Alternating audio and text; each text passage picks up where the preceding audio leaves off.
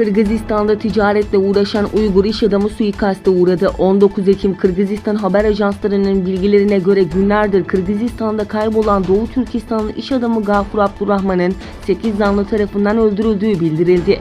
Pazar günü Kırgızistan polisleri Uygur iş adamının öldürüldüğü bilgisini paylaşırken olayla ilgili 8 zanlının yakalandığını duyurdu.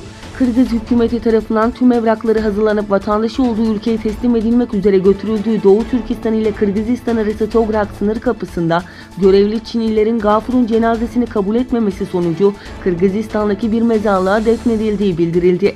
Konuyla ilgili açıklama yapan Etik Başkanı Abdülcelil Karakaş, Kırgızistan'daki iş adamının ölümüyle ilgili üzüntülerini dile getirerek Gafur'un esrarengiz ölümünün ardındaki güçlerin kim olduğunu tahmin etmek çok da zor değil. Zira Doğu Türkistan'da kuş bile uçurmayan zalim Çin yönetimi fırsat bulduğunda Uygur iş adamlarını öldürmeye devam ediyor.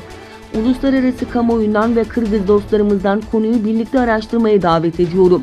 Belki de evinin tek direği olan Gafur'un aile ve dostlarına ve diğer yakınlarına başsağlığı diliyor, kendisine Allah'tan rahmet diliyorum ifadelerini kullandı.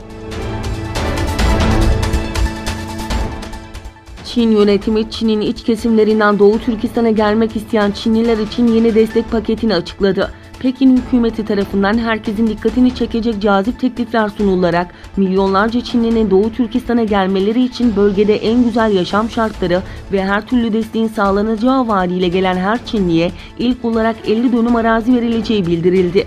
Ayrıca Türkistan Press'in haberine göre bekar olan Çinlilerin Uygurlarla evlenmesi durumunda ek olarak 50 dönüm arazinin yanı sıra 70.000 yuan para desteğinin koşulsuz olarak taraflara verileceği belirtildi. Amerika Birleşik Devletleri Başkanı Donald Trump, Çin ile yapılacak aşamalı ticaret anlaşması metninde ilerleme kaydedildiğini ve bunun önümüzdeki ay imzalanabileceğini söyledi. Beyaz Saray'da konuşan Trump, birinci aşama ile ilgili tamamlanmış bir dokümanı imzalayabileceğimizi düşünüyoruz sözlerini kullandı. ABD Ticaret Temsilcisi Robert Lighthizer anlaşma Şili'de yapılacak Asya-Pasifik Ekonomik İşbirliği Zirvesi'ne kadar kağıda dökme çalışmalarının yolunda olduğunu fakat tamamlanmamış bazı noktaların kaldığını vurguladı. Taliban militanlarının Afganistan'ın kuzeyindeki Kunduz vilayetinin Ali Abad ilçesine saldırısında 16 güvenlik görevlisinin öldüğü bildirildi.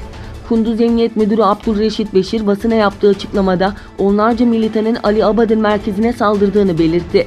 Saldırıda 16 güvenlik görevlisinin yaşamını yitirdiğini ifade eden Beşir, çıkan çatışmada çok sayıda militanın öldürüldüğünü söyledi.